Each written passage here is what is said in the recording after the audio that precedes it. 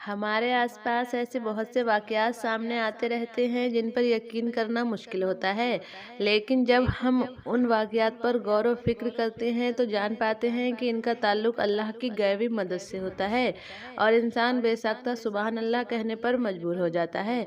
आज हम आपको एक फ़कीर बाबा का वाक़या बताएंगे और इसके साथ साथ एक बंदर के बारे में भी बताएंगे जिसने 28 लोगों की जान बचाई। तो ये कैसे हुआ, ये जानने के लिए आप इस वीडियो को आखिर तक देखते रहिए। इस वीडियो को लाइक भी कीजिए और ज़्यादा से ज़्यादा शेयर करके अपने कुछ करीबी लोगों तक ज़रूर पहुंचाइए।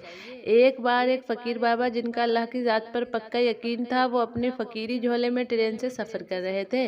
वो फ़कीर बाबा सीट पर बैठे सफ़र कर रहे थे कि इतने में उनके फ़कीरी पहनावे को देखकर कुछ लोग जो उसी डिब्बे में मौजूद थे उन पर तंज करने लगे। उनमें से एक शख्स कहने लगा, तुम लोग ऐसा पहनावा पहनकर लोगों को बेवकूफ़ बनाते हो, असल में तुम लोग आलसी और धोखेबाज हो। तुमसे मेहनत मजदूरी का काम नहीं हो सकता और इसी तरह के पहनावे से लोगों से मांगते फिरते हो, उनको अपने जाल में फंसाते हो। इस तरह उन लोगों ने उस फ़कीर का मजाक बनाया, लेकिन वो फ़कीर बाबा खामोशी से उनकी बातें सुनते रहे और कोई जवाब नहीं दिया। वो फ़कीर बाबा उन लोगों की बातों पर दिल ही दिल में मुस्कुरा रहे थे। बाबा जी की खामोशी पर उस शख्स का गुस्सा 7वें आसमान पर पहुंच गया। उसने सोचा कि उसकी बातों का उन पर कोई असर क्यों नहीं हो रहा, जिसकी वजह से वो लगातार उनका मजाक उड़ाता रहा। इसी दौरान बाबा जी को बहुत सख्त भूख लगने लगी। उन्होंने सुबह से कुछ खाया पिया नहीं था और इसी बीच स्टेशन भी आ गया। उनमें से कुछ लोग स्टेशन पर उतरे और खाने पीने की चीजें खरीद लाए और वापिस आकर बाबा जी के सामने खाना खाने लगे।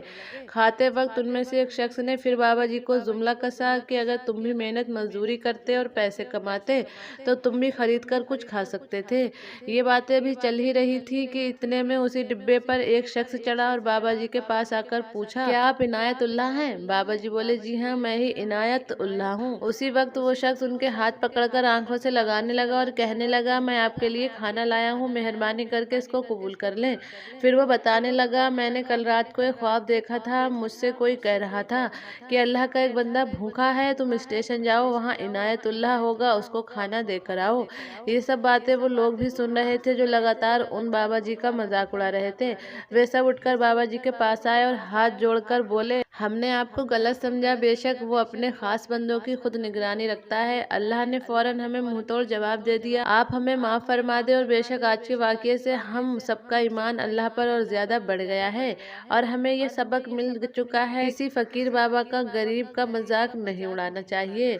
अब हम आपको उस बंदर का वाक़या बताते हैं जिसने 28 लोगों की जान बचाई। ये वाक़या पाकिस्तान के नथिया गली इलाके में पेश आया। बात उस वक्त की है जब एक खानदान के 30 लोग नथिया गली सैरो तफरी के लिए गए थे और सैरो तफरी के दौरान एक दरख्त के नीचे दस्तरखान लगाया।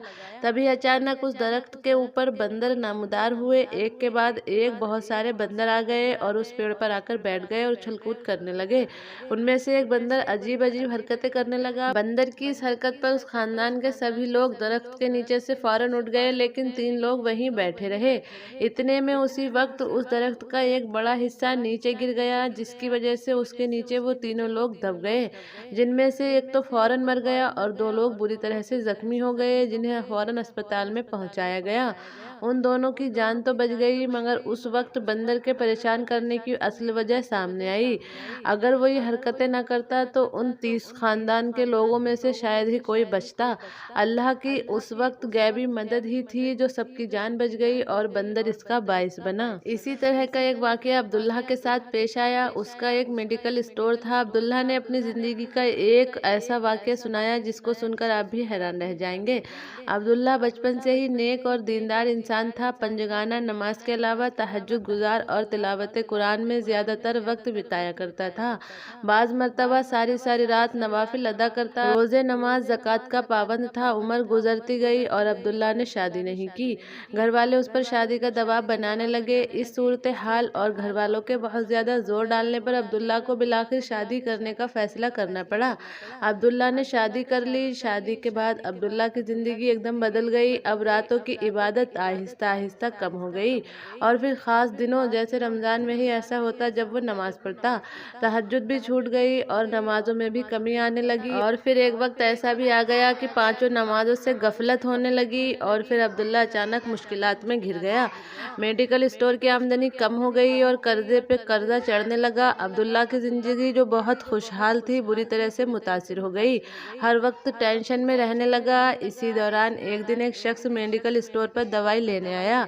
अब्दुल्ला उस वक्त इस कदर परेशानी में था कि उसने उसे गलत दवा दे दी, जिसकी वजह से वो शख्स मरते मरते बचा और उसने अब्दुल्ला पर केस कर दिया, जिसके बाद उसकी दुकान सीज हो गई। उसका कारोबार पूरी तरह से बंद हो गया। इसी दौरान अब्दुल्ला के वालिद की भी तबीयत खराब हो गई और अब्दुल्ला ने अब तक जो कुछ भी कमाया था वो सब वालिद के इलाज में खर्च हो गया। इसी सूरत हाल को देखते हुए उसकी बीवी भी उसे छोड़कर चली गई। अब अब्दुल्ला के पास कुछ भी नहीं बचा था और अब्दुल्ला पूरी तरह से जिंदगी से मायूस हो गया था। एक दिन अब्दुल्ला सहन में अपनी माँ की गोद में सर रखकर रो रहा था और सोच रहा था कि उसके साथ आखिर ऐसा क्या हो रहा है। तभी अचानक उसकी नज़र अलमारी पर पड़ी जहाँ पर कुरान पाक रखा हुआ था। उसको फौरन झटका लगा और वो समझ गया कि उसके साथ क्या भूल हुई है। वो फौरन उठा, वुजू किया, नमाज अदा की, सजदे में गिरा, माफ़ी मांगता रहा, रोता रहा। या अल्लाह, मुझसे बहुत बड़ी भूल हो गई है कि मैंने सारी उम्र तेरी मोहब्बत में गुजारी, तेरी इबादत में गुजारी और दुनियादारी में मैं ऐसा खोया कि तुझे ही भूल गया। उसके बाद उसने दोबारा पंजगाना नमाज पढ़ना शुरू कर दी और तहज्जुद और तिलावत भी करने लगा। हर रात अपनी गलती पर अल्लाह ताला से माफ़ी मांगता रहा। अभी सिर्फ 9 ही दिन गुजरे थे कि तभी उसके घर में वो शख्स आया जिसे अब्दुल्ला ने गलत दवाई दी थी। वो शख्स कहने लगा, तुमने मुझे जो दवाई दी थी उससे मेरी तबीयत तो ज़रूर बिगड़ गई, मगर मेरी बीमारी जो थी वो मौजज़ाना तौर पर उसी दवा से दूर हो गई है। मैं बिल्कुल ठीक हो गया हूँ और शुक्रिया अदा करना चाहता हूँ और तुम पर जो केस किया था वो भी वापस ले रहा हूँ। उसके बाद अब्दुल्ला को उसकी दुकान वापस मिल गई और आमदनी भी पहले से ज़्यादा बढ़ने लगी। उसने अपने वालिद का इलाज भी करवा लिया और हालात ठीक होने से उसकी बीवी भी वापस आ गई। इस वाक़ये के बाद अब्दुल्ला को बहुत बड़ा सबक मिल गया और उसने अपनी इबादत में कोई फ़र्क नहीं आने दिया और पहले से भी ज़्यादा दिल से अल्लाह की इबादत का सिलसिला कायम रखा। तो ये जो वाक़यात हमारी ज़िंदगी में आते रहते हैं, हमें इनसे सबक लेना चाहिए। तो उम्मीद है आपको ये प्यारी सी वीडियो पसंद आई होगी। अगर वीडियो पसंद आई हो तो वीडियो को लाइक और शेयर ज़रूर कीजिएगा और अगर आप चैनल पर पहली बार आए हैं तो चैनल को सब्सक्राइब करके बेल आइकन ज़रूर दबा दें ताकि आने वाली वीडियो की हर एक नोटिफिकेशन आप तक पहुंचती रहे।